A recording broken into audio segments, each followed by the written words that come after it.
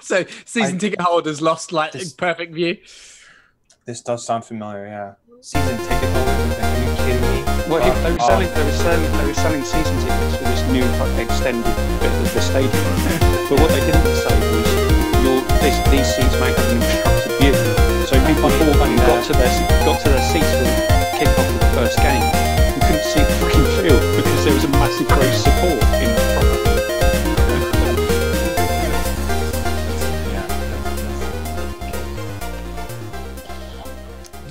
Did you enjoy your celebration? And we are. Oh wait, why am gentlemen. I? Okay, 1 second. Continue speaking. No, he's had all day, all goddamn day. He just live and he disappears. We just went live and he walks away. And technically, it's a protest vote over his birthday episode not working as well. Maybe. Right. So whilst he comes back, we are Pixel Pints. A group of people from around the world, mainly the UK, the best country, in fact, the only country in the world. But to all of my friends in America, I'm drinking the blandest swill that I could possibly find from your country, in commemoration of the fact that you've won all the wars ever. Well done. Happy birthday, America. Peloponnesian War. Can we just kick him off? Oh, that's what he's doing. I wonder what. There we go. It comes out. The jersey appears. We don't condone the wearing of football jerseys. Please wear your jerseys responsibly. What does that mean? Never? I'm assuming that's what that means. For our audio listeners, Evan is a huge Liverpool fan. He's just come back on with his Liverpool shirt from them winning the Premiership. Yeah, which is, I think I put in our Discord chat that it was 30 years ago that they last won, which was the last time that I gave a shit about football. Well, even funnier, Keith, this shows how young I am. They won it before I was born. I was born a month later. So there we go. Yeah, I feel slightly bad considering my 3 friends have waited all of the 30 years and I only had to wait 9.5. Because I became a Liverpool fan about a decade ago, and they're like, fuck off, like you don't know the tears that we shed, the pain of seeing Manchester United win back to back. I think 3 times maybe. I mean the 2000s were just at least painful. You're a Liverpool fan and not a Man U glory hunting bastard. Oh god, that would be me. All right, yeah. Before we move on to things, congratulations to the Real Reds. 30 years in the making. Klopp, the absolute genius. And even after that Man City bollocking that we took, I'm... they all look drunk. 4-0 the other day. Come home. Yeah, by Man City. Yeah, it was terrible.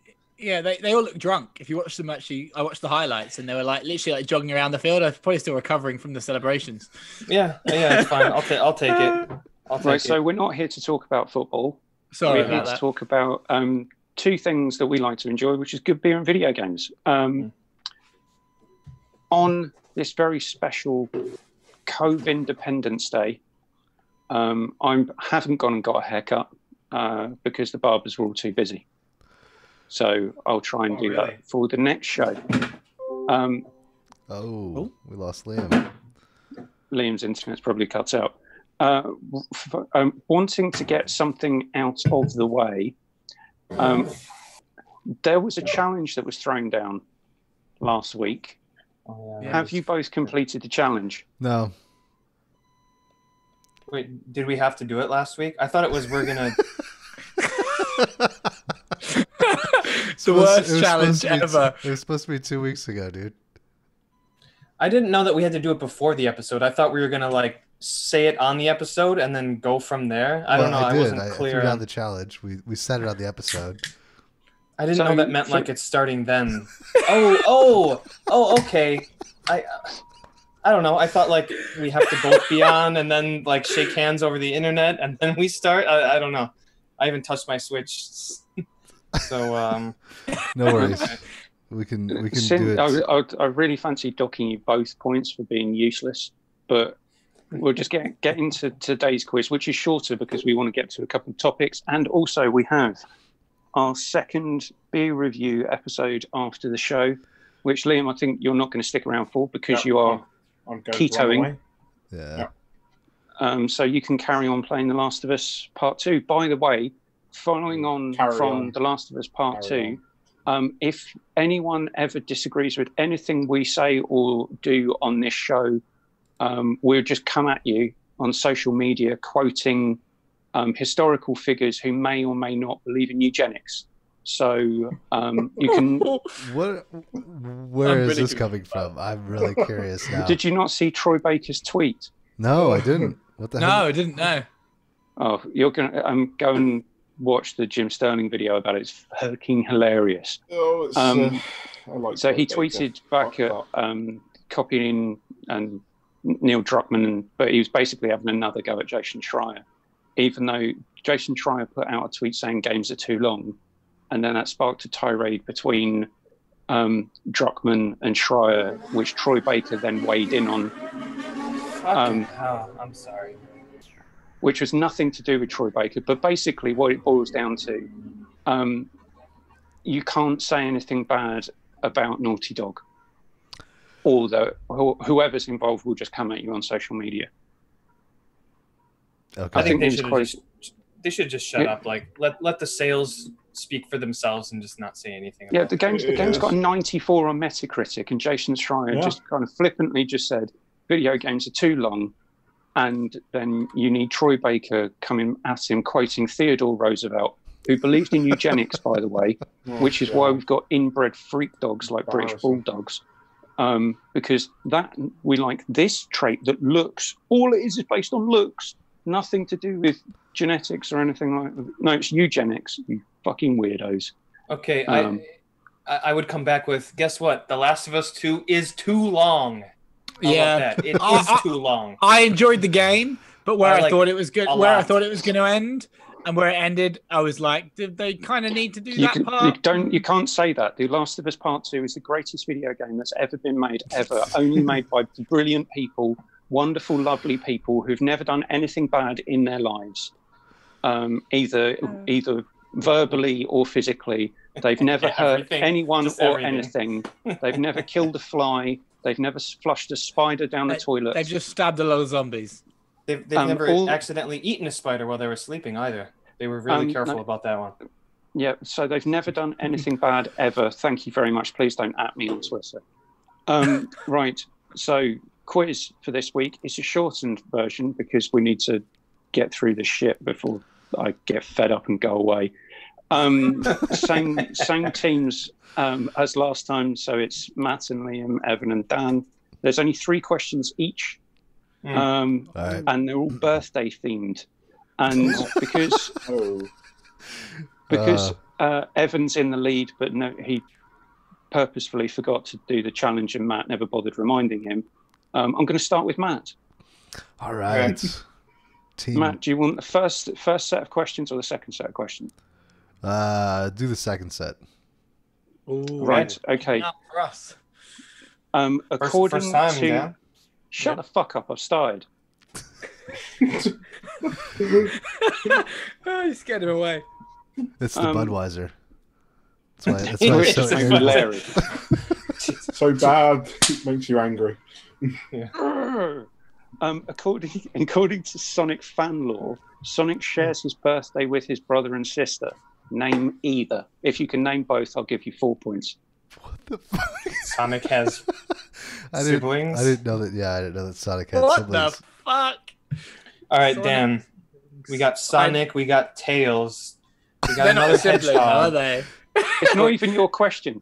It's just because you won. Let them continue. Wait, It is our question. We're going first. It's our question. No, I said I'm starting with Matt. I And he took got to choose the what second question. set of questions, not the second place in the question and answering. Oh, there were 2 sets of questions. Okay, sorry. Oh, second It set. seems like Evan's not the only one, along with all the Liverpool footballers, who are suffering with mental lapses. Right. Sorry, So, do you think you know either of Sonic's siblings' names? I don't, but I'm gonna say Shadow might be one. I think he's his clone, though, isn't he? He's Yeah. a clone of Sonic. This is close Wait, to how do you know a that, Liam? brother of Sonic as I. Yeah, I know. Why do I know that? Yeah, that is a good question. I'm gonna just say a bunch of new characters that I don't know about. Silver's one of them. Silver the Hedgehog. Is Okay. that one. Interesting. No, does anyone else want to have a guess? Yeah. Liam, Dan, Evan? I hate. I have no idea. Sonic sucks. I'm not gonna. Yeah. Right, so their Terrible names are video game. Sonia and Manic. Are they in the cartoon? Manic. Weird. Manic the Hedgehog. Are you Sonia kidding seems me? to ring a bell. Was she in the cartoon? From like How the 90s. fuck do I know? I'm not going to watch that shit. I didn't know. Just you asked the question. I just thought you were doing your due diligence, bud. I don't have to. I'm a quizmaster. Speaking of which, I haven't changed my background. What the hell am I doing? I'll blame Evan. Right, question 2 for Matt and Liam. The FIFA games started with FIFA International Soccer, but in which year? It's either Question. 91 or 92. It's all you, Matt. I'm gonna go with Matt being the mega sports fan that he is. I'm gonna go with 91. It's a good year, No. man. What? It's not 91. 92? Evan, Dan, do you want Guess. to have a guess? 92? Don't just take Yeah. Matt's guess, because that would be Okay. wrong as well. Okay, Can I 93. guess? It's 1993. Oh, Jesus. All right. Okay. Damn it. Right. Last question. Ken Levine has his birthday in September. How old will he be? Ooh. Dude, not even a Their questions better be this hard. Oh, they are. I'm sure there will be. He's gonna be 49. That's a good guess. I think that's about right. I feel like he might be in his 50s, though. He might be, but He looks pretty good. yeah, he looks pretty good for 50, if that's the case. When was the last time we even saw the guy? I actually, yeah. Great 6 question. years The last time I ago. saw him was If 2013 when Bioshock Infinite came out. which If was they're 7 wrong- years He's ago. probably I'd like- aged terribly I'd since like to then. go for 50. He just looks terrible. Yeah. If we get He's a let counter, himself I'd like to go for in lockdown. 55. Yeah. So everyone's wrong. He'll be 54. Wow. Oh, Nice. Wow. That's no points for Matt. Right, swapping over. What date is Mario's unofficial birthday? Oh. Unofficial. Oh, no, it's Hello Kitty. Isn't it March 10th? It is March 10th because it's Yeah! spelled Mario. Good work, Evan. Mario. Good work, Evan. Only a Japan dweller would know that bloody question. Oh man. Yeah, that was another Japanese question. Hideo Kojima has his birthday next month. How old will he be? Oh. he's in his 50s for sure. Yeah, I I think know so. that. 170. Yeah, right. Do we say Yeah, 58? It's going to be No. minus 170. It's frozen No, himself. Is that too old? Hasn't been Evan. born yet. Old age man. Dan, I'm that pretty too sure old age. Old age man. Old age man. Dan, That's his next game. I'm pretty sure. Fuck, man. I remember some post being about like he hit 50. I'm pretty sure he's in his early 50s, maybe like Okay. 52, 53, Do you think he's the same age as Ken Levine? There you go. That's a question. 54. He's somewhere around there. I mean, I don't know. Let's go I, just, 52. I remember him being 50 something and be like, okay, well, he looks great for his age, but It's probably 52? a tweet You wanna from go- Keely. Keely was It's just probably something a like wishing him that. shame happy that birthday. 50 something isn't a year. yeah, that is not a 52? year. 52, 53. I'll I go don't know. whatever That's you 2 want. years. I need Which one are you a going with? singular year. We'll do fuck, man, I think he might be older. Whatever. Dan, you want to do 52? Shoot 52. 53, I think. 53. Okay, 53. Is wrong. Matt, Liam, would you like to have a guess? I'm gonna go with 61. Oh, No, I he's bet not he's that old. 58. I know you overshot that time. He's 57. Damn it. Oh, I was wild by a year again. I should have stuck with my guns. Damn it. Jesus, man. That guy looks fucking great. It's like the idea of 57. him being a lot older than everybody thinks. Yeah. Well, he's Yeah, probably yeah, just yeah. a life model decoy. Yeah. He is Decoy Octopus, the only Foxhound member we actually never saw. It's all coming back. When he dies, we'll figure it out, and it'll be this giant joke that will carry on posthumously. Lolly Lilu? Lolly Lule Lo. Oh, that's what it is. Yeah. Yeah. I'm confused now. Right, last question. Tetris will be 36 years old this year, but which Russian software designer is credited with inventing the game? Oh, there was a thing recently about this. Popped up on Sifted a couple months ago. I don't know, Dan. Me neither. It's like two guys. Sven. Someone or other. No, you're talking about the name of the company, right? No, it's about the person. The Russian software engineer who's widely credited with creating the engineer. Tetris,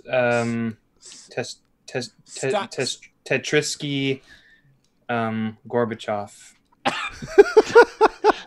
I wish that was his name, but no, that's not. He actually changed his name to that. Afterwards. Okay. Yeah. So, Matt, Liam, did you want to have a guess? I wouldn't know. I would go with like Dmitry something. It's Alexei Patinov. Alexei. Oh yeah, Alexei's a good Russian name. Patinov. Alexei Patinov. Right, so that's 2 points to Evan, and the standings now stand at Evan is on 12, and who cares? Evan's in the lead by a lot, and Matt needs to beat him in a challenge to. We're on 22. 22 to 8. 10 even. 10. It was 22 to 10. The worst part is it doesn't matter what questions that we picked, we'd still have lost. Yeah. I'm just losing interest at the moment. It's like watching the All Blacks play the Canary Islands or something at rugby. After a certain point, the game just gets less interesting when they're 100 points in the lead by half time. So you two really need to sort out your challenge. So Keith, did you know any of those questions? Did you know the answers? I knew Mario's birthday. And the rest of them I looked up because I don't have to know the answers because I'm the quiz master.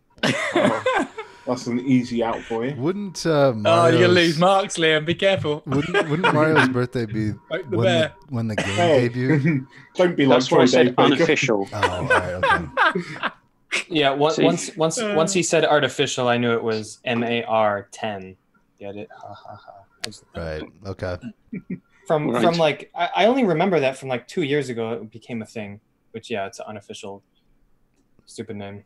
Stupid. Let's get into the main topic now. We've had a couple of quite interesting news announcements pop up. I think the one that we really need to do a deep dive in though is Tennis World 2 has been announced. Oh, man. I think the fact that game is coming out so soon with no tennis really being played around the world,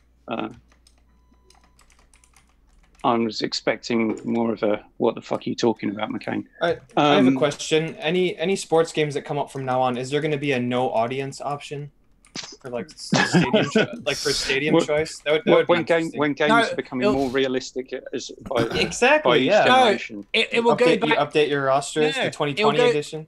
It'll go back to like 2008, where they just had cardboard cutouts in the stands. So that's what they've got now. So they're just going to use the graphics from 2008 and just like put them in. Just take that and just put them in. Yeah. So the two things that we'll actually be talking about is the statement or the interview that Sean Layden did with, I can't remember which outlet he was talking to, but he was saying that games have got too long and they've got too expensive to make. But one point on the games are too expensive to make argument is because you say so. You're the one paying for it, so you can choose what budget you allocate to it. Yeah. So games are too expensive because you choose them to be too expensive. Anyway, but on the topic of expensiveness, the other thing that happened recently is the greedy bastards at Take-Two Interactive and 2K Games have announced that hey, that's editorializing. The next gen version of NBA 2K21 will be $10, £5 more expensive than the current gen versions, But I'm guessing, from my background as well, all of the casino-style gambling will still be present for those of you who love that. Most definitely. All right, Liam, Dan, you guys can start the conversation. Evan's referring to our Discord storm. Yeah, we From had the a other large night. discussion on Discord about this, and some person had the bright idea to repeat that conversation now. So I think it was Rafa, and then he didn't turn up. Yeah. He just like, I'm going to cause the storm and then watch it from the safety of my house. That's like your friend says something to you, you're like, oh man, you're gonna let him get away with that? Did you hear what he just said about you? Love it. They're embers at this point. So, Matt, did you want to start off, because you've been wanting for 2 weeks to talk about the interview that Sean Layden did about video game length? Well, yeah. Not girth. I made that mistake earlier. So video game girth is something very different. Yeah, I wanted to talk about this because I think that it's an interesting sort of intersection between how much value you get out of your dollar versus how much you can actually stand a game and for how long, right? So one of my favorite games from this last gen was Titanfall 2. I bought it on sale, I think, for $12, $10, something like that. The campaign is around 6 to 8 hours, and is the perfect length, I thought, for the money that I spent. In the Sean Layden article, he's talking about he would like a return to the 12 to 15 hour AAA game. Which traditionally that's kind of like where Uncharted and some of the other big names fall. So I was kind of curious, and I did like Uncharted 4, and I thought that was a really good length. But again, I bought that on sale. I think I picked it up for $5, so it was the perfect length for that. You know, Assassin's Creed Origins, I've put 50 hours into that. I'm halfway through. There's no way that I'm going to finish that game. I can't, you know, come to bring myself to actually get past that halfway mark. Is there something then around length versus bloat? So totally. That's game to game, but for sure. Yeah. So in using the example of Assassin's Creed Origins and Odyssey, or in fact any Ubisoft game, with leveling involved, they artificially bloat out the game in order to keep people playing for a long time, so that they can then push people towards the marketplace. So it's tactical. We're going to make this game stupidly long and level gated to a point where you have to actually feel obliged to make in-game purchases in order to make your enjoyment greater and potentially shorter, because otherwise you. Yeah. That's only the most recent two games, right? Origins and Odyssey have level gated, because they totally change up the formula, or at least how those games Watch progress. Dogs Legion's going to be the same. Yeah. I don't think it will be. I mean, Watch Dogs Legion? Yeah, I mean, Watch Dogs 1 and 2 are lengthy enough, but not that lengthy, like, by comparison to, like, Origins or Odyssey. Yeah, and but this think is new Ubisoft. This is Ubisoft. Yeah, but don't you think that the concept of Legion kind of justifies the game being longer? Like, as opposed to a very sort of linear experience like the previous two? No. I think if you've got a story you want to tell, but it isn't a story-based game. Succinct way. But it's a permadeath game, you know, where you basically keep recruiting like different people. But there must be some overarching narrative. It can't just be an open world sandbox. Well, maybe, but will that story come first or second to the amazing like gimmick that they essentially have? That's a good point. It depends on how much. it seems to me, like, especially from the presentation they did, that the gimmick is the most important pillar of that game. I mean, that's what they pushed initially, right? When it comes to Ubisoft, I actually wasn't that upset that I didn't finish Odyssey.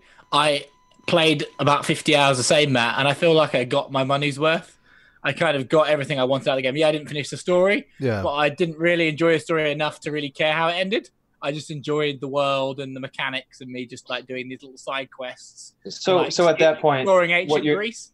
So I was quite happy with it. But what you're saying is the value proposition is you don't necessarily have to beat the game. It's okay. I paid X amount of money for a game. I got this much out of it, and I'm set. It's basically I paid this much money, and am I satisfied from paying this much money, whether that's 50 hours or 12 or 7 or whatever.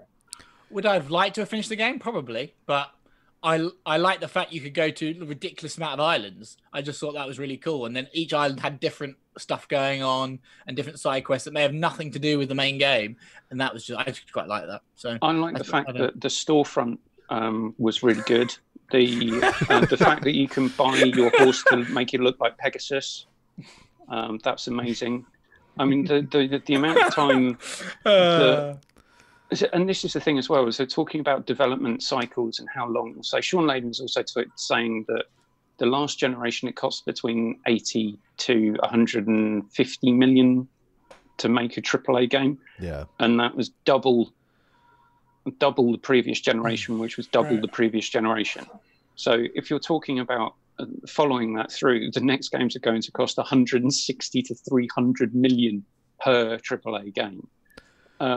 And one way that you could probably bring that cost down is by not spending so much time on gambling mechanics and storefronts, and actually just spend the time on making the fucking game. Yeah, as much as I agree with that, I mean, didn't GTA 5 take around 500 million to make? Or some 500 million years. Well, it took a long time to make, but it's also, I mean, that game has spanned. It's going to be on 3 generations of consoles now. Like they've had the same game in existence, you know, and and it's still making money. And it's still making money. I mean, but I don't know. Something like the GTA games are kind of on their own, like, plane of existence in this entire. Liam's internet dropped out again. Either that or he was unhappy with me. Yeah, maybe a little bit of both. I think, yeah.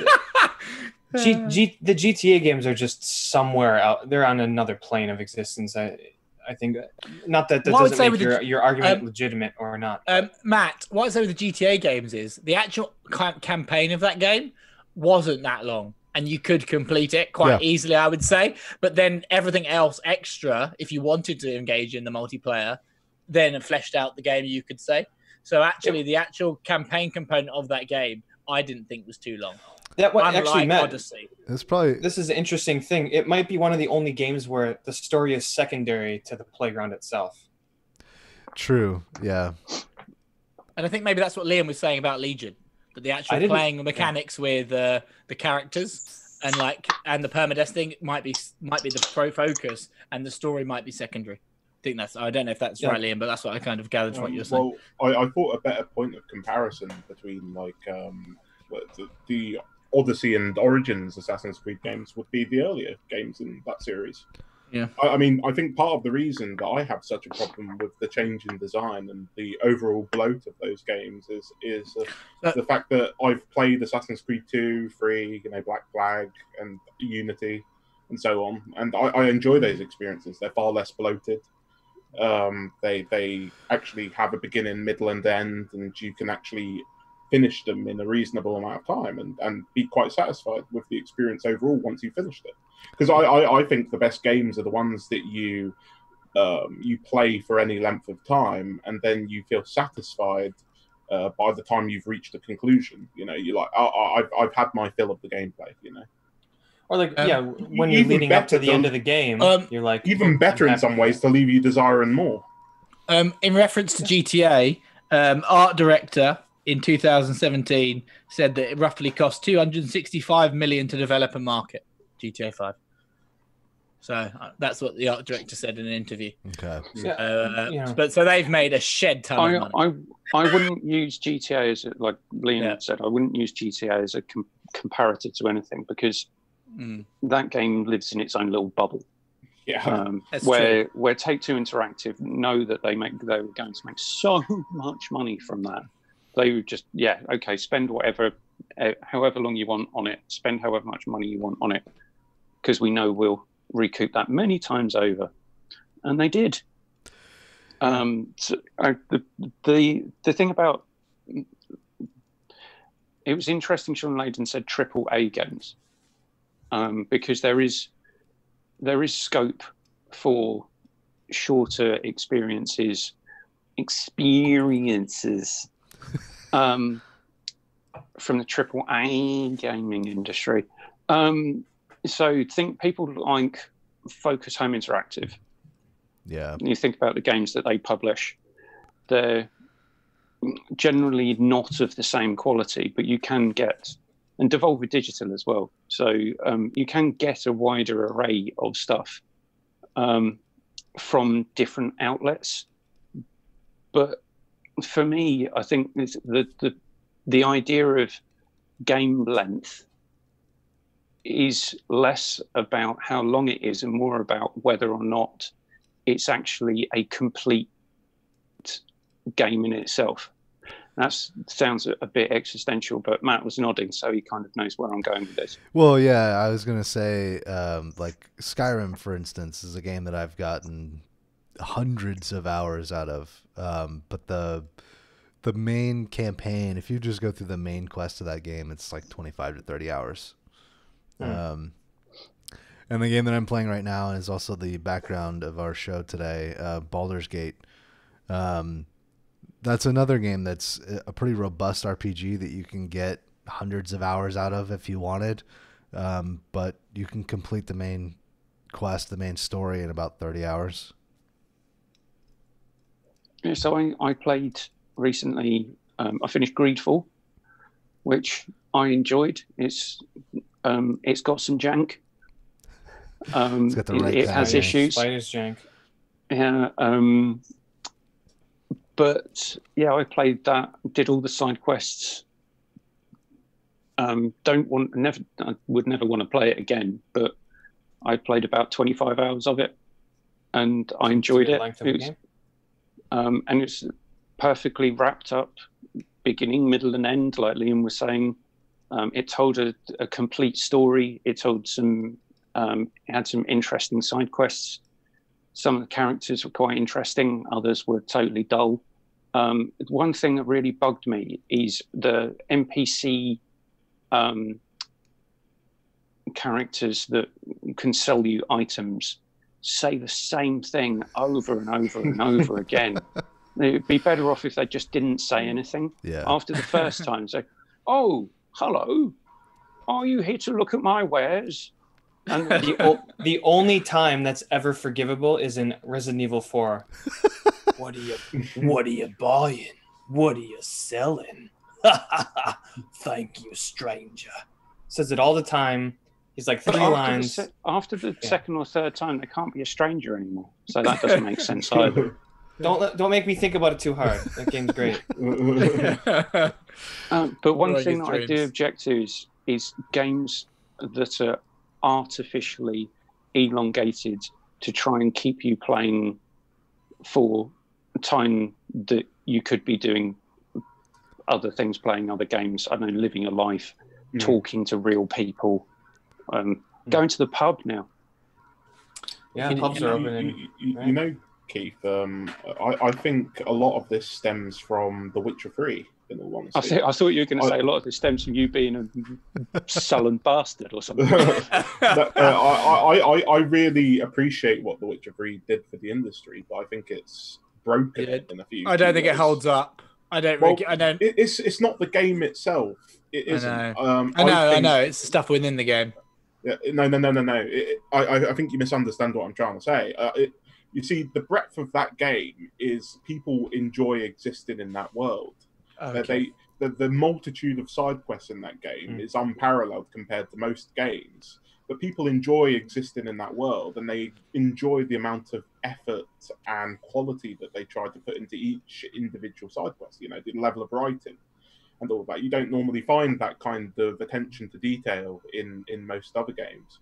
And so I think the industry sort of took that to mean, oh, more content, that always works, without reading between the lines and seeing that people didn't appreciate that game. Yeah, so they've taken... I get what you're saying. So they've taken they've learned the wrong lesson. Exactly. So the lesson that they learned was, people like this game because you could play it for 100 hours, not because you can play this game for 100 hours because there is 100 hours worth of interesting stuff to do. Yeah.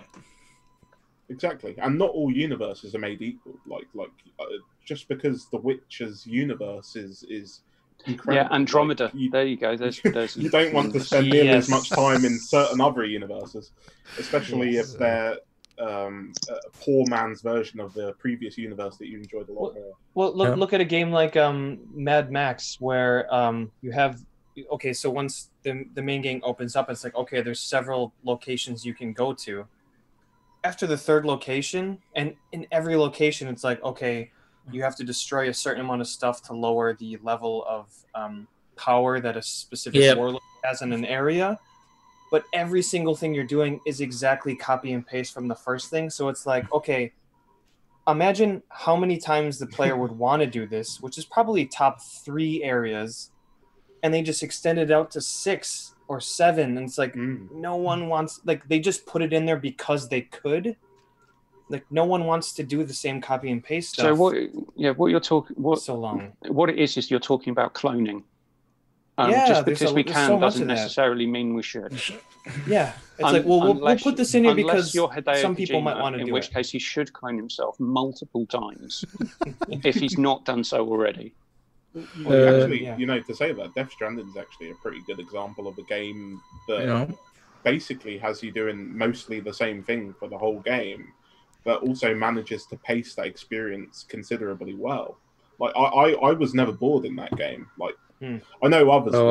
I haven't touched it with a barge pole.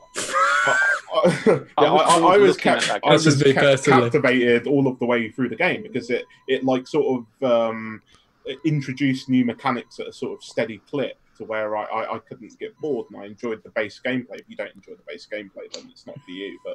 But actually, other games tend to introduce everything at the start, and which is what Mad Max does. Yeah, and then they copy and paste the rest of the game. Yeah. So would that game have been far better as a shorter experience? Where they put more quality into the existing experience instead of going for quantity. Yeah, experience.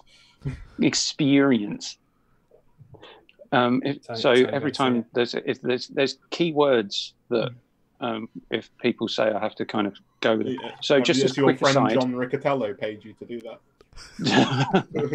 So this alcohol-free is invisible Heineken. Yeah. 0%. 0% alcohol tastes more like beer than the Budweiser. Than the 4.5% ABV Budweiser. I have noticed that with alcohol-free beers. My wife's been drinking a lot because she's pregnant, and I'm like, wow, that's really I'm not pregnant, by the way. Well, who knows? Maybe. In an alternative Hideo Kojima-led universe, I could be pregnant. But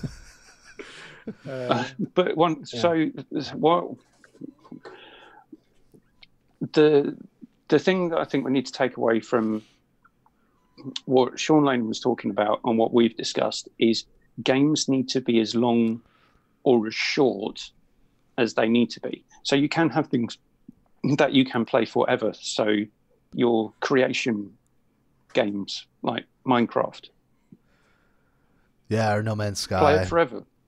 No Man's Sky. Yeah, No Man's Sky. Yeah, those games are out of this conversation for sure. So, but if you're trying to tell a coherent story in a game, you need to have enough time to tell the story and no more. What I was talking about Odyssey, and I think the gating was ridiculous. If they'd let you play the single player story normally and then had all the ridiculous side quests afterwards, I think I would be less critical of it, if I'm honest. Yeah. And because I would like to have finished the story, but I had to do all the ridiculous side But, quests Dan, or pay to actually finish the story, which is ridiculous. That's the point, Dan. You I know. absolute tool. You've missed the point. I know. The whole point of that is so you go to the storefront, you buy the XP boosters, so that you can do the side quests in order to progress through the gated levels. What about this do you not get? Yeah. You don't buy a full game for $60 anymore. No, Well, there's no right. So we're getting onto the topic of pricing now. Matt, that was a very neat segue. Sorry, there, Liam. there was something that to this conversation that we should probably touch on, because this was my major problem with this whole issue. It's not so much what Layden said that annoyed me, because I actually agree with Layden to a certain extent. It was the rest of the sort of games press's reaction to it. I mean, people like Jason Schreier and people at IGN and things like that, they all came in and said, yes, make games shorter. You know, there was no sort of there was no subtlety to their argument on why games should be shorter. They want games to be shorter because it means they don't have to spend as much time reviewing games. You know, I mean, I sort of understand their perspective and their point of view, but at the same time, I don't think there's anything wrong with a very long game like Red Dead Redemption 2 or The Witcher, for instance. Going back to what I was saying, a game can be as long as it needs to be.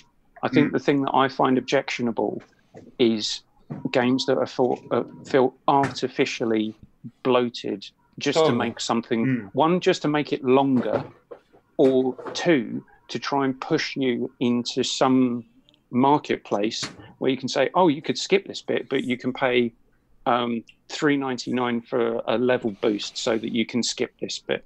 And I agree totally. with that argument. I agree. That hasn't been the argument that the games press have been making in the past week. No, Right. which is the them letting down.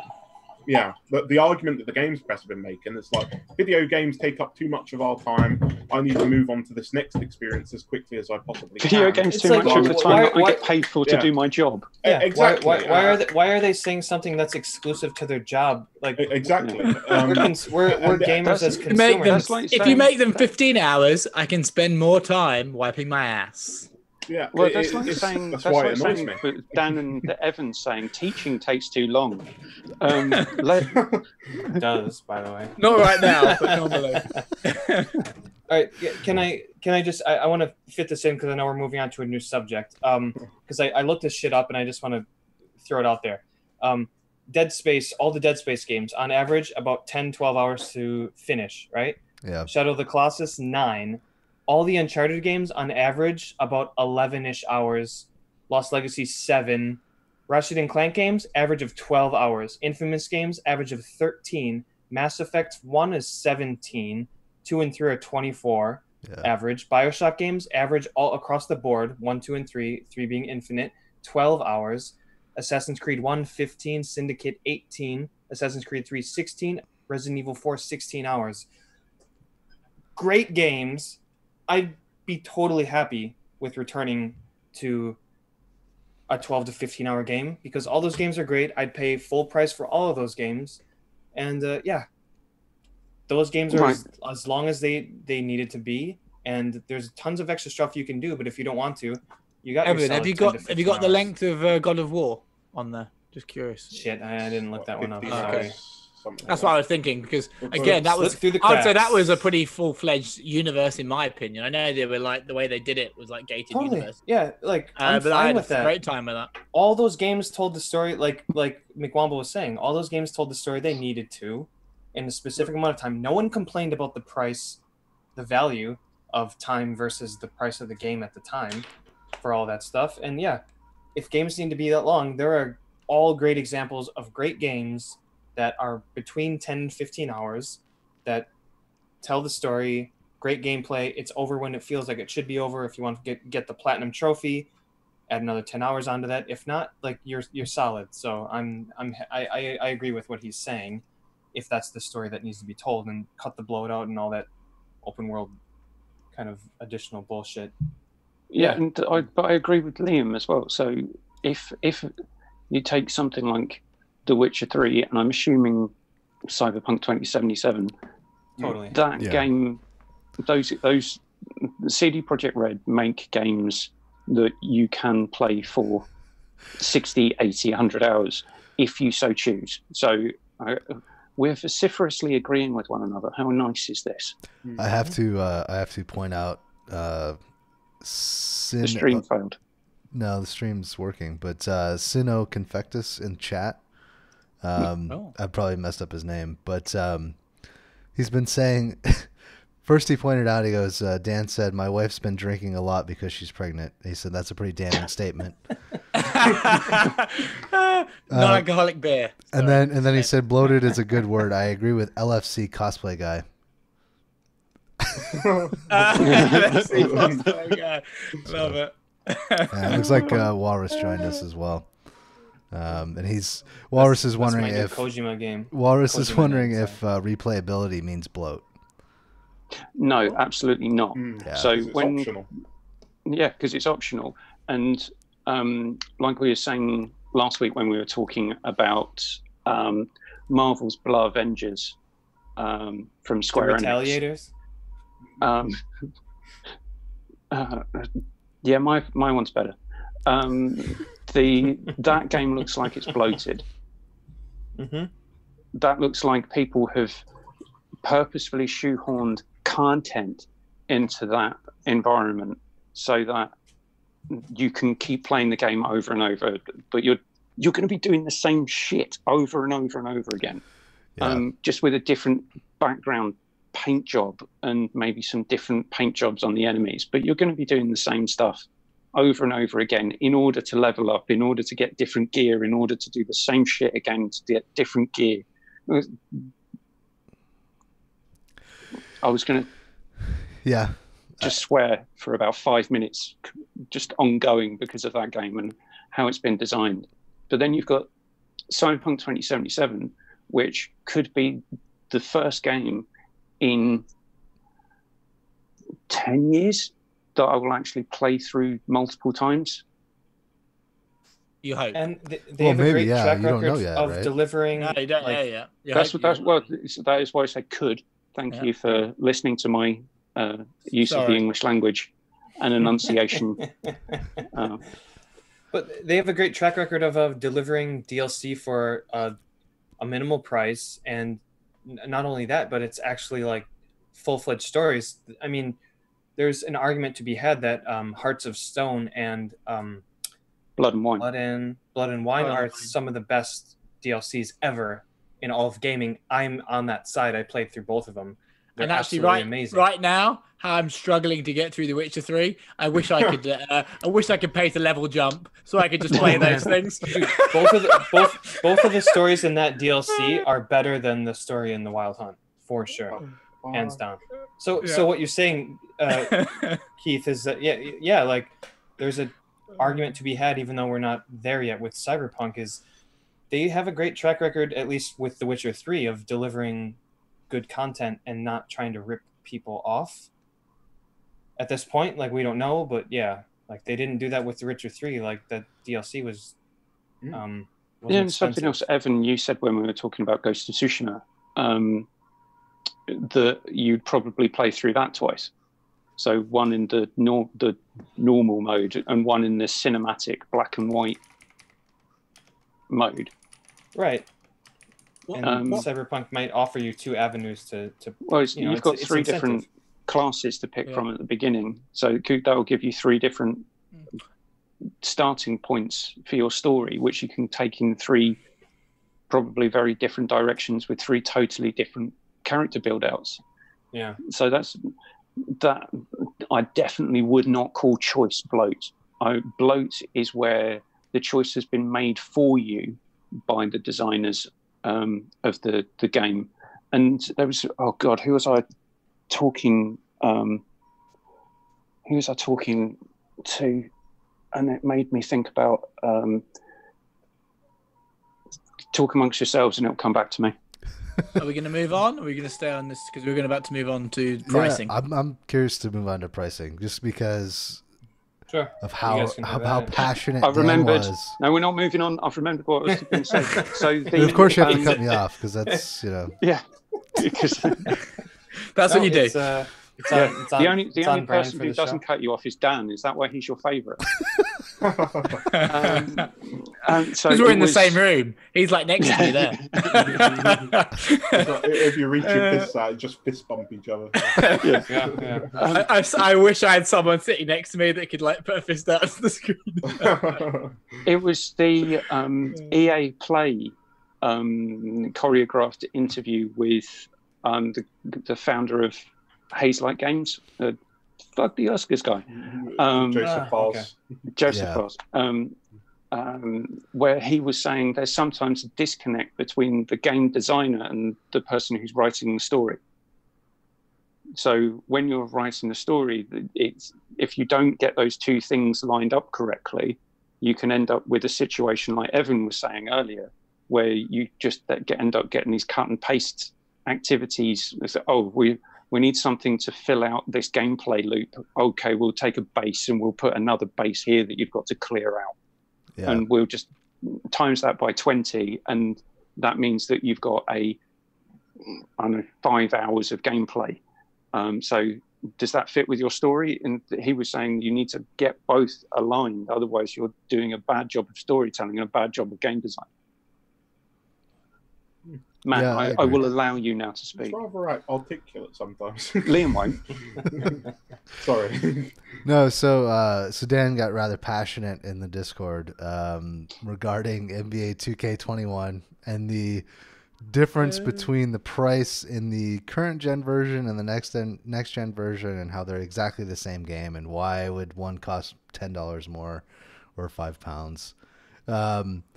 My argument, which seemed to be ignored by both Liam and Dan, because I couldn't get a Sorry, word in. Matt. Couldn't get a word in edgewise, as they were Were they just, too busy arguing with one another Yeah, to read we were anything ignoring out? everyone else. was that, and this is something that Shane from Sifted had tweeted out too. He was asking, is 70 the new norm? And my response to that was, it's an arbitrary price point, because we're now at a place where games go on sale the first month that they come out, or you're getting a discount when you buy it from Amazon because you have Prime, so you're not paying the full price anyway. And you're not getting a full game for your $60 anymore, because all this content has been broken out to sell you piecemeal, and it's designed that way. So what is the main price that's acceptable? It's whatever you're willing to pay at the time to get that out of the game. So after my back and forth with Liam, I did come to agree with him in some points. But my main irritation with this whole thing was the price discrepancy between the PlayStation 4 and PlayStation 5, and that if you pay for the super deluxe Uber Duber version, it's the same price. And that really was the kicker for me, where I was really pissed off and thought, well, they're basically just going for a price grab on next gen, because you're getting the same content. The Uber Duber Special Deluxe Edition is simply priced at the same amount as the PlayStation 4 game, because I imagine that they're simply too scared to make it be over £100, essentially, or $100. Basically, special editions are a strange one, because they cost so much, and basically not pricing them at a certain amount. They just think, oh, people won't buy it if we price it for this amount. So I personally think that's just a strange reason for them not wanting to go over $100. No, because nobody will buy it. I get what you're saying, Liam, but I think when it comes down to it, I'm not saying every game in generation. Maybe I want to play $70 for other games like Cyberpunk and things like that. But in this scenario, you either have everything at the same price, or I think you're fucking me. So whether you agree with that or not, because it is Take-Two Interactive, so I would assume that they've got their marketing team already with the loop. You. Yeah. And the thing is, I don't know why I'm so annoyed by this, because I'm not going to buy this game. I think it's just I hate the predatory nature of it. Yeah, I think that's what it is. So my thing that I put in the Discord chat and then went to bed whilst these two had an argument till 1 o'clock in the morning. This guy, he's It like, started at like 3 okay, o'clock. start a and fire, carried on. enter. Okay, he's just like, I think it was fucked out. Rafa actually jumped in a few times. Stoked the fire. Why did they pick the game that's already got the most egregious monetization that you could possibly include? Great question. Yeah. Oh, this one needs to be more expensive. Like the worst example by far. Yeah. Any sports game that has like trading cards and gambling and loot Well, boxes. literal fucking roulette wheels. Yeah. Well, You know- I said this. I said this earlier, but I mean, it's still my point. I simply think that all of this hate getting leveled at Take-Two because they're the first ones to announce the price increase. I'm pretty sure this price increase has been set in stone for months on end. It's You're been probably right. projected to happen in America for like Do donkey you years. think? Sorry, Liam. Question for you. Do you think there's collusion at a CEO level? So Strauss Zelnick's been on the phone to Bobby Kotick in between counting their billions of dollars that they have personally, and then laughing down at the other end of the phone at Andrew Wilson because he's not a billionaire. Fuck you, Andrew. Well, I think And saying lot. we need to raise the price of games across the board. And then they played a game of rock, paper, scissors to see who would do it first. I've got this vision in my mind that that's exactly what happened. I love that. A lot of people see this whole move as sinister and anti-consumer, but the truth of the matter is that people have been talking about this for years simply because, especially in America, this is a problem that's pretty exclusive to America. Very strangely, I might add, it's strange how it's only been an American problem. The U.S. has had it easy peasy. They have, and squeezy for such a long time. For years, and you see, it's common practice for all tech, tech items, basically every product that you can find on the shelf, to adjust to inflation. You don't even notice it because it happens, and it's such a small amount of money that you just don't notice. I don't agree. This is an inflationary adjustment. No, it's not at all. No, but the thing is that it is an inflationary adjustment. No, all of this stuff is a convenient lie that people will accept. No, I disagree completely, and the evidence is there. Like the difference is what they're charging Americans for games and what they're charging the rest of the world for games is different. Americans have been charged less for games for a long time now. And when you adjust things for inflation, they're actually still getting by a little bit easy on what they should actually get charged.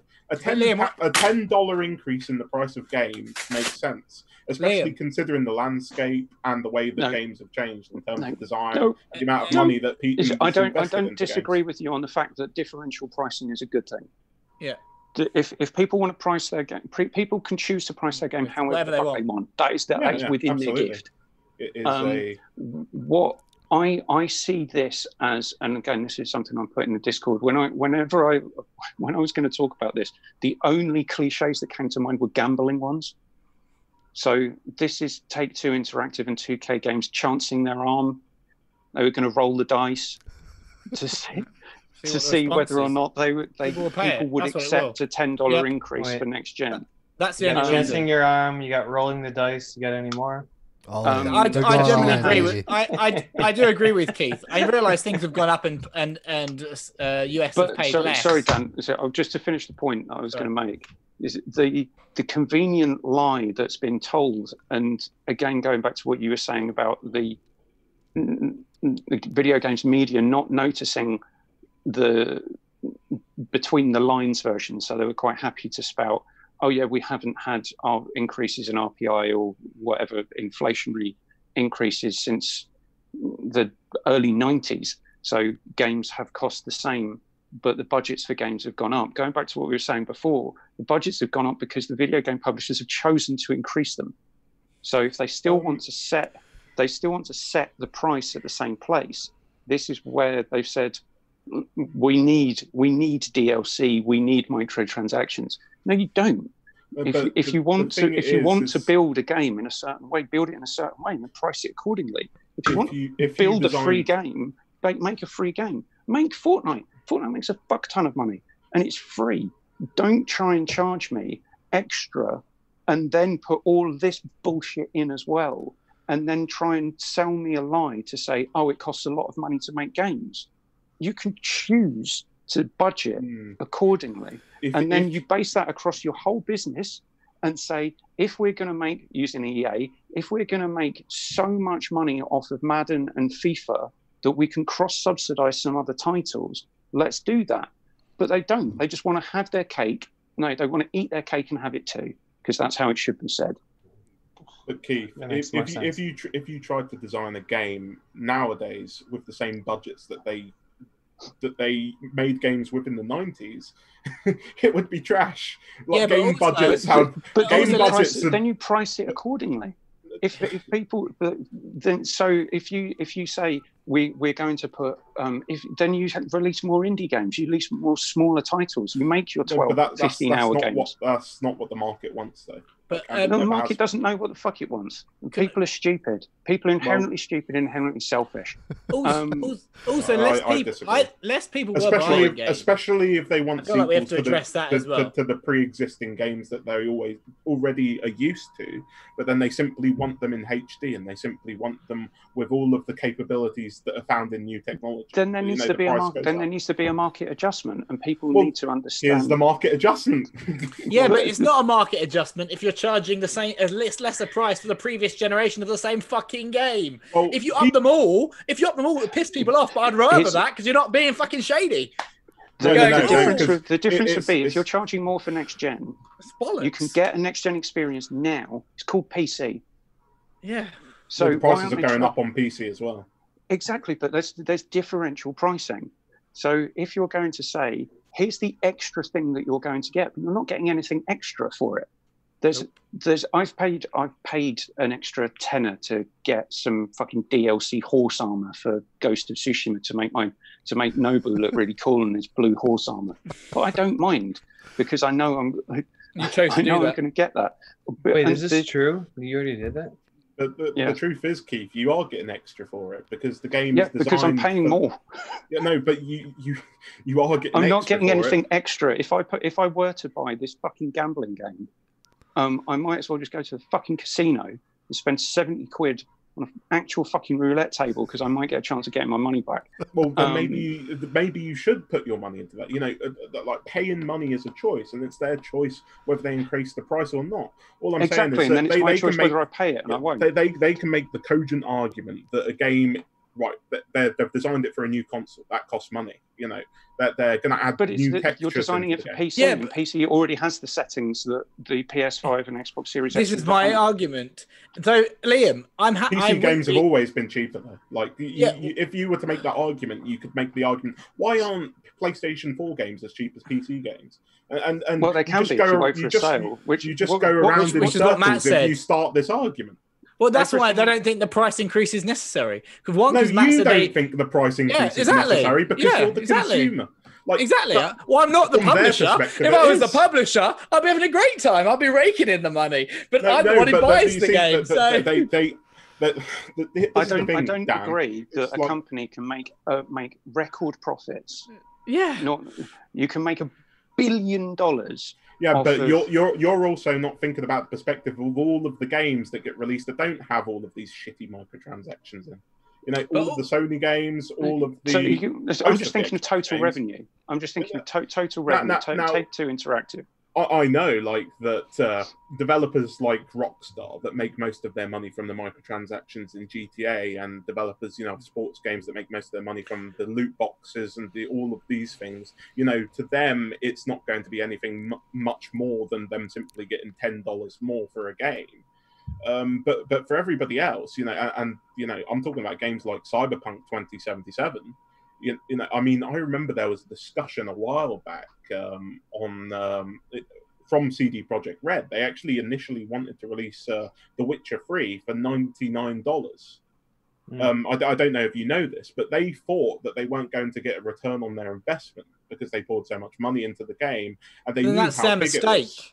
But that's No, their but mistake financially to pour too but much in before you know what you're going to get back. That's just a no, poor no, no. business. But they didn't. Like their argument was simply that games budgets had changed so much to the point where like they essentially saw they wouldn't get enough money in terms of revenue. But In equation, surely someone could I just finish? Dan, can I just finish, man? Yeah, just in equation to the amount of money it costs them to make a game that they're making, that they think that their product basically justifies having a bigger price tag, but they decided not to do that and instead released the game at the same market rate, and they got lucky. But they made their money back. But there's loads of games that don't make their money back. The beautiful irony of all of this. Yeah.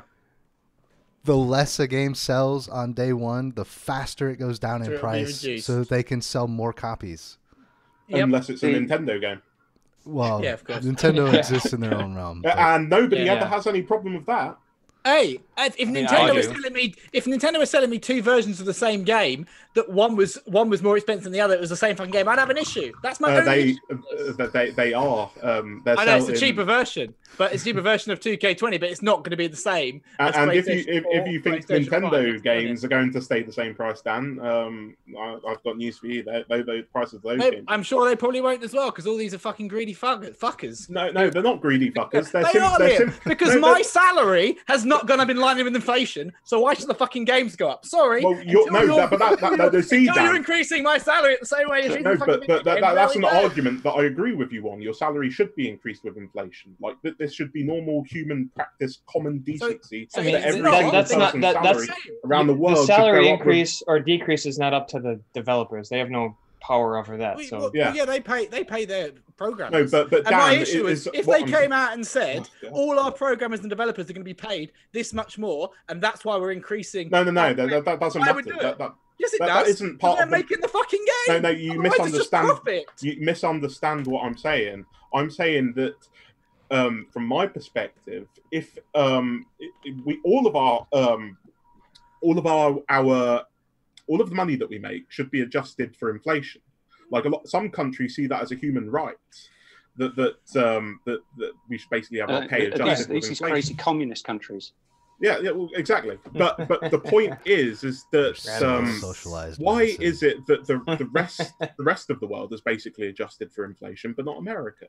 This is the argument here, Dan. Like I have a problem. I just want to point out as well that if prices were to go up in the UK, they are going up, Liam. No, they're not going up. They are. And there's no proof of that, Dan. Like they aren't going up in the UK. They're going up in the US. This has been basically people. If you know anything about US consumer stuff, if it goes up in the US, it goes up in the UK. And no, that's not true. And companies how have done that for years. Come it's been going up in the UK for 20 years, but not in the US?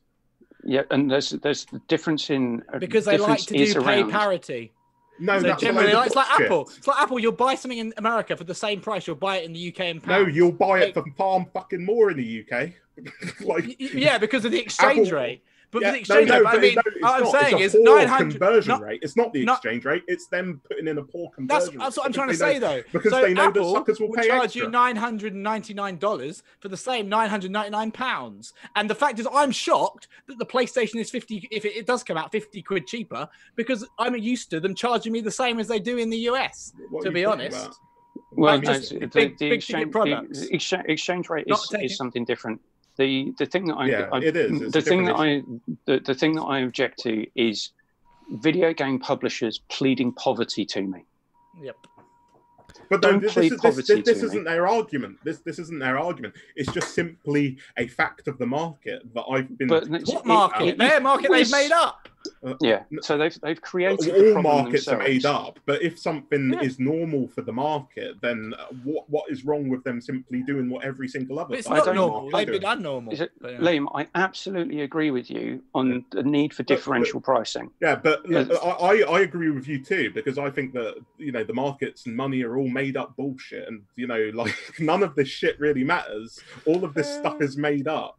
And yeah, if I could have it differently, if I could pay far less for all of these things, and if the world could be a fairer place. But the market, they can't be blamed for just reacting to the way the market is. Like, but again, Dan is saying they've created this issue for themselves to some degree, and the pleading poverty point does apply.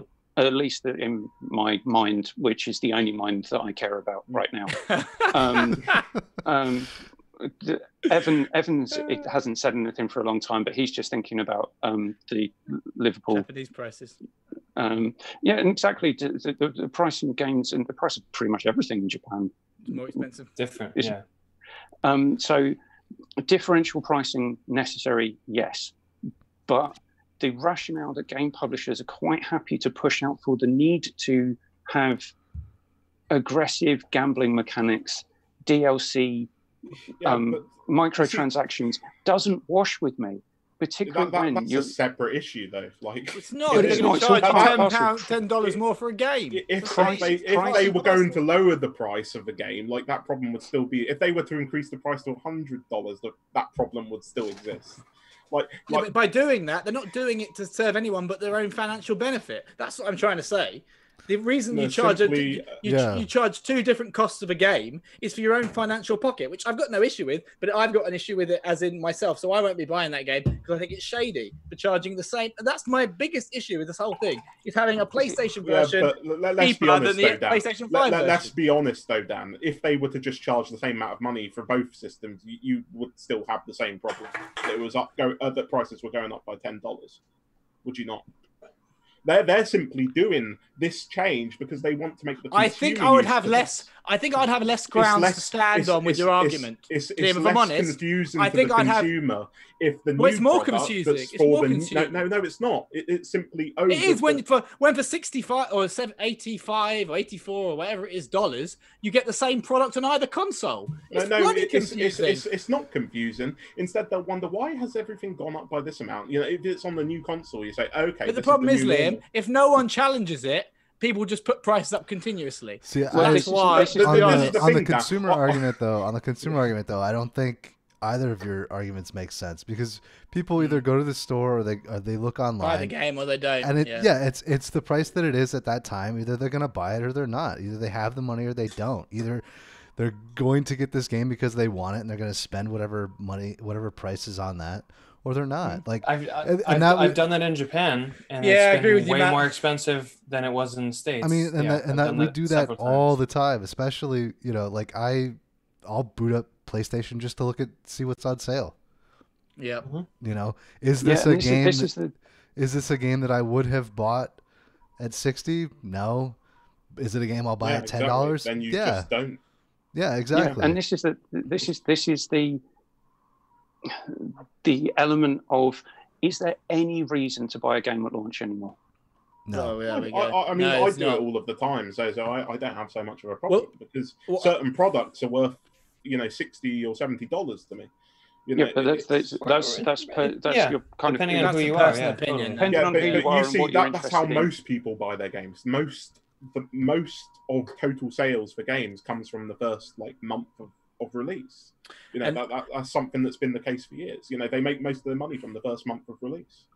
Yeah. But I know you don't agree with me, but in my opinion, I don't think them upping it. And you say it's setting up in the US. I will do some ridiculous dare. You dare me if prices do not go up. If US prices go up, I just don't believe it. I'll be absolutely shocked. I'll tell you, if history has taught me, when American prices on anything goes up, the rest of the world's prices go up. If prices go up in Japan, I won't be buying any new game for quite a long time because they're already way more expensive. And I'm not saying that other games might follow suit, they might not. But in the example we're using now, which is 2K, well, as I've said my point, I think it's ridiculous in charging two prices for the same fucking game. Well, not just that. Why this game? This is the thing for me. Why this one? You see, I think this is the problem with you guys coming to this this consensus over this game. I don't think this issue is exclusive to this game. It's not. But it's an interesting test market. You see, I have a theory, and I think that they just put that price sheet out there not To think see to what see how happened, people react. what was going Yeah. to happen. Like, I Yeah. think they just said, oh, we've got this new game for pre-order. Let's just put out all of the information so people know how they're going to be able to buy the game. And then they didn't think, oh yeah, that £10 increase. We didn't think So, of that through. Matt's Yeah, of course. Superfan in the comments has asked, do they need to put their prices up in order to deal with the plague, which I'm assuming is COVID-19? Maybe. The video games industry has been quite well protected from COVID-19, actually. Yeah, it's done. And it So was protected from the one- last recession as well. Yeah. Yeah, it's one of the few industries that has actually done very well out of COVID-19, particularly Nintendo with Animal Crossing. Yeah. It's whether or not they can sustain that through the next generation of games. And I don't have an issue if people want to, if a manufacturer or retailer of goods wants to put a markup on certain items. I don't have a problem with that. What I have a problem with is the rhetoric that's been happening from the games industry and paid for mouthpieces for years, which is the rationale behind, video games are too expensive to make. That's why we need microtransactions and we need gambling mechanics. Yeah. And no, fuck off with that. You are not going to sell me on that lie. It is a very convenient lie, and people are quite happy to peddle it for them. But I agree with that point. Yeah, me too. so is it what I again, Liam, I agree with the point about if people want to price their products according to however they want, that is within their gift to do so. It's then down to us as consumers to say, I'm not fucking paying that, thank you very much. Yeah. Or, yes, please, I will have some of that. And if I like it so much, I'll buy you DLC and I'll buy some other stuff as well. Or I'll buy But the thing that... Sorry, Dan, you go. Sorry, I do think the prices will go up because they generally do go up per generation. Maybe they won't go up in the UK. I think they will, but that's just and obviously probably sometimes some of the games I will buy because I'm luckily fortunate I've got a job that I can afford to buy things at full price, whatever that price ends up being. I think, and I think my biggest hold up on all of this is if it hadn't been this game. So Liam's right. I'm getting hung up on this game. If it had been. Sony first FIFA. Do you play FIFA? No, not FIFA. Not FIFA. First party exclusive on PlayStation 5 is now amount of pounds increase.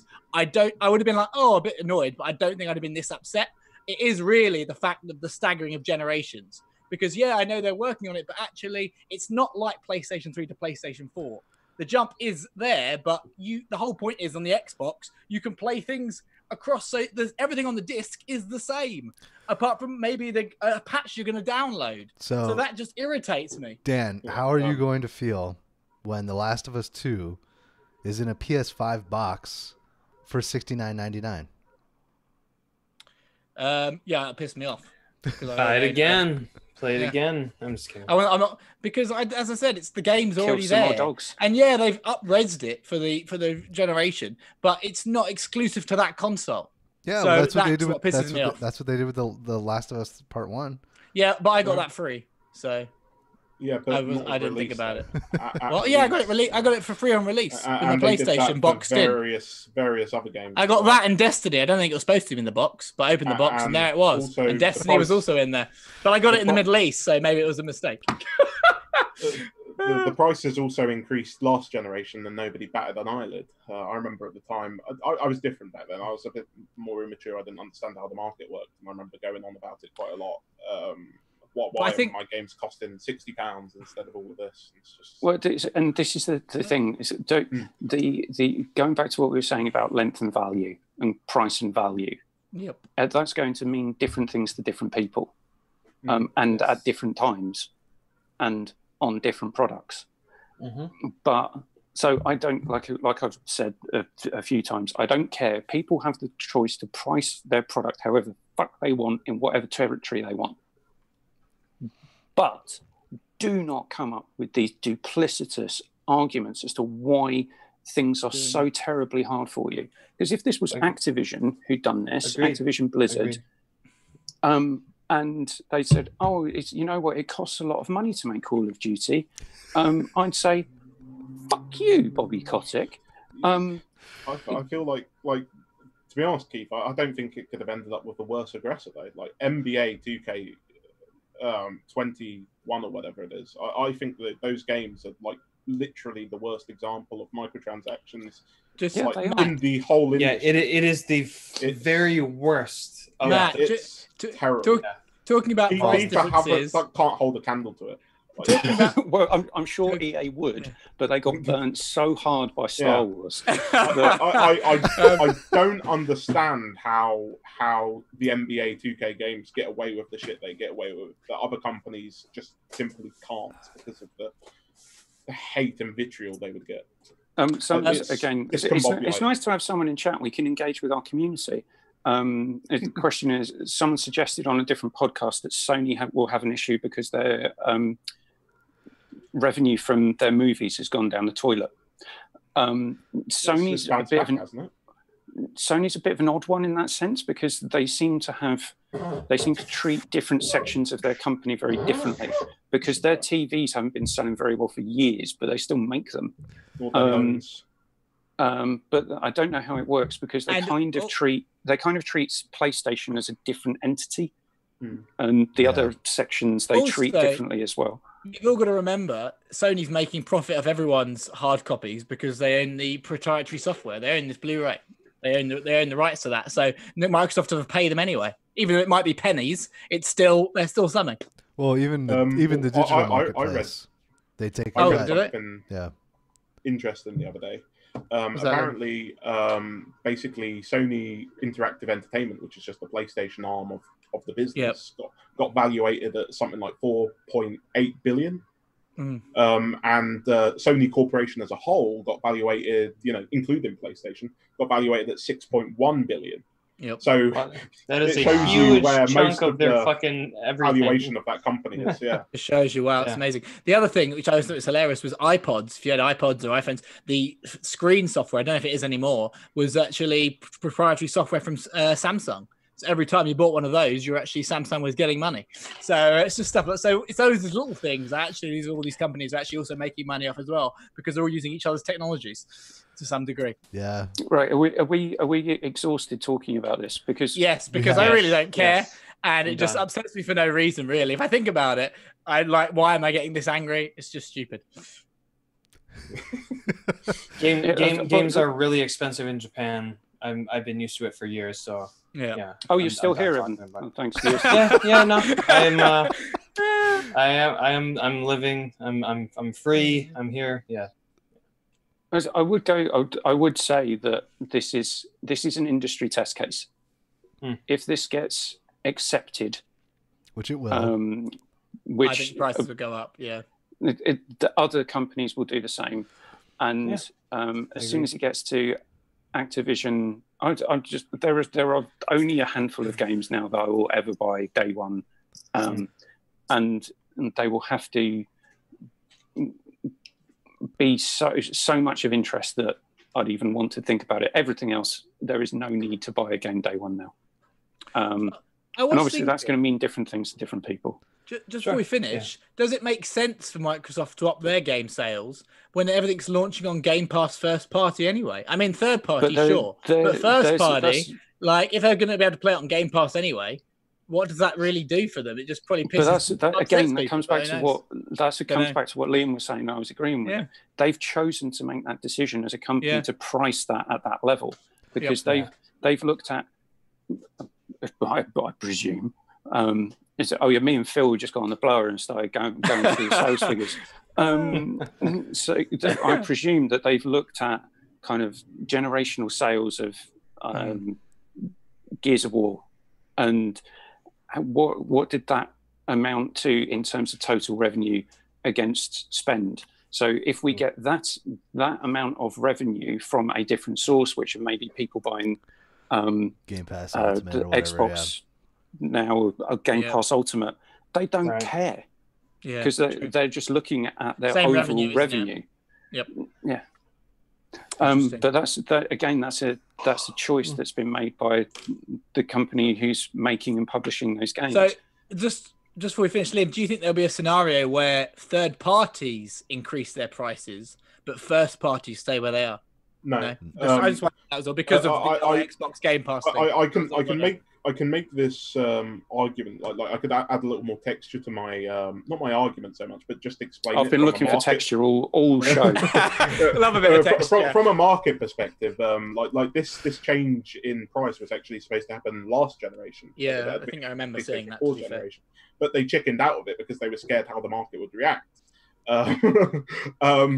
And actually, it's probably a good thing because actually the way that games have exploded, I think people will now be more accepting because people now are like life in games is like integrated with itself. Yeah. And I definitely think the last generation, if not already, kind of cemented that. And there's a lot more reasons to justify the upgrade now, compared to last generation, which is abysmal to start with.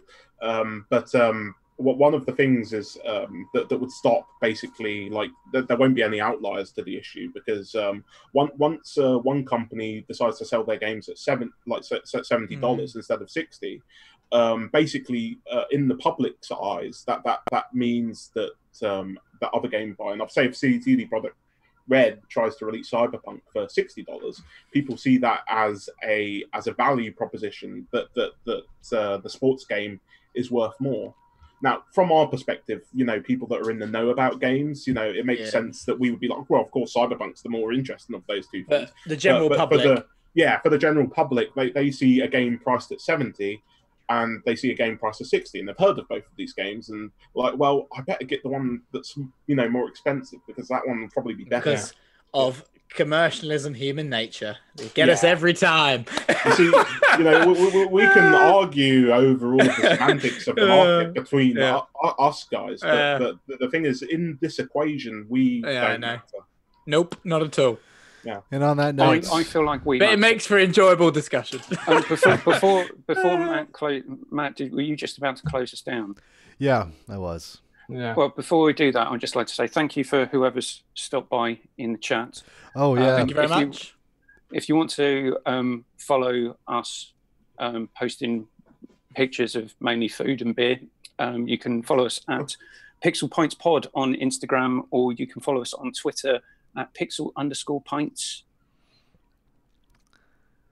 Yeah, you guys got to start fucking pulling your weight on Instagram. I'm trying my damnedest. Yeah, sorry, I kind of went off the last week or so. I haven't taken many photos. It's fine. It's fine. It is what it is. Also, I've got some cool cans. You fucking hypocrite. So you didn't post anything for weeks, and then you posted 3 things this week. Yes, and exactly. That's how this works. Their ideas are. He's doing better than me, who hasn't even followed them at this point. But corrected that just now. I followed it now. I love it. And on that note, I remember when SNES carts costed $75. There you go. Well, N64 was 60 quid. And actually came down the price of games when they went to discs. So that's what I meant. Back in my day, N64 cartridges costed $60 uphill both ways.